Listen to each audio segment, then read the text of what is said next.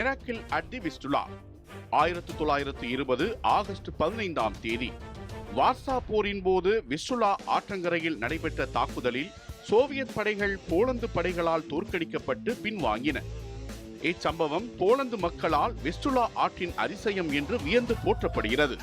முதல் உலகப் போரின் முடிவில் ரஷ்ய பேரரசும் ஜெர்மன் பேரரசும் சரிந்து ஐரோப்பாவின் கிழக்கு பகுதியில் அரசியல் வெற்றிட நிலை ஏற்பட்டது.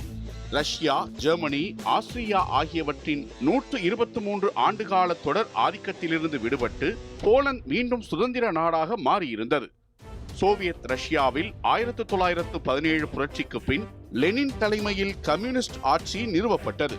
ஆனால் ரஷ்ய உள்நாட்டு போர் தொடர்ந்து கொண்டிருந்தது. போலந்துக்கும் சோவியத் ரஷ்யாவுக்கும் இடையே எல்லை தொடர்பான தெளிவான உடன்பாடு எதுவும் இல்லாததால் இரு தரப்பும் தங்கள் விருப்பப்படி எல்லையை விரிவுபடுத்த முயன்றன. ஆரம்பத்தில் ரஷ்யாவின் உள்நாட்டு போர் குழப்பத்தை பயன்படுத்தி உக்ரைன் மற்றும் பெலாரஸ் பகுதிகளை கைப்பற்ற போலந்து படைகள் முயற்சி செய்தன. லெனின் தலைமையிலான சோவியத் அரசு போலந்தை தோற்கடித்தது. ஐரோப்பாவில் கம்யூனிசத்தை பரப்ப வேண்டும் என்ற நோக்கில் எதிர்த்தாக்குதல்களை நடத்த தீர்மானித்தது. 1920 ஜூலையில் மார்ஷல் மைக்கேல் டுகாசெவ்ஸ்கி தலைமையிலான சோவியத் படைகள் மேற்கு நோக்கி முன்னேறின. போலந்து தலைநகர் வார்சா அச்சுறுத்தலுக்கு உள்ளானது. சோவியத்தின் தாக்குதலை எதிர்கொள்ள உதவும் வகையில் பிரான்சும் பிரிட்டனும் போலந்துக்கு சில இராணுவ ஆலோசகர்களையும் ஆயுதங்களையும் அனுப்பின. போலந்து தலைவர் ஜோசப் பில்சுட்ஸ்கி தைரியமான எதிர்த்தாக்குதல் திட்டம் ஒன்றை உருவாக்கினார். முன்பகுதியில் பாதுகாப்பு நிலையை தக்க வைப்பது எனவும், தெற்கு பக்கமாக படைகளை மறைமுகமாக நகர்த்தி எதிரியின் பக்கவாட்டில் திடீர் தாக்குதல் நடத்துவது எனவும் தீர்மானிக்கப்பட்டது. ஆகஸ்ட் 12ஆம் நாள் சோவியத் படைகள் வார்சா நகரின் கிழக்கில் உள்ள போலந்தின் பாதுகாப்பு நிலைகள் மீது தீவிர தாக்குதல் நடத்தின.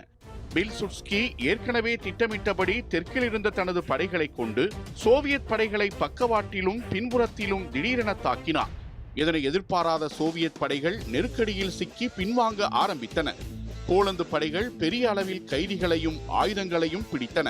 போலந்து மக்கள் இந்த வெற்றியை நாட்டை காப்பாற்றிய ஓர் அதிசயம் என கருதினர். சிலர் அதை மத ரீதியாக கடவுளின் அருள் என விவரித்தனர். மிராக்கிள் அட் தி விஸ்டுலா என்ற பெயர் போலந்தின் தேசிய பெருமைக்கான அடையாளமாக வரலாற்றில் பதிவானது. அடுத்த சில நாட்களில் போலந்து சோவியத் படைகளை துரத்தி இறுதி வெற்றியை நிலைநாட்டியது. 1921ஆம் ஆண்டில் இரு நாடுகளுக்கிடையே ரிகா உடன்படிக்கை கையெழுத்தானது. இந்த உடன்படிக்கையின் மூலம் போலந்து மேற்கு உக்ரைன் மற்றும் மேற்கு பெலாரஸின் பெரும் பகுதிகளை பெற்றது. சோவியத் ரஷ்யாவின் மேற்கு நோக்கிய புரட்சி பரவல் திட்டம் தற்காலிகமாக தடைப்பட்டது.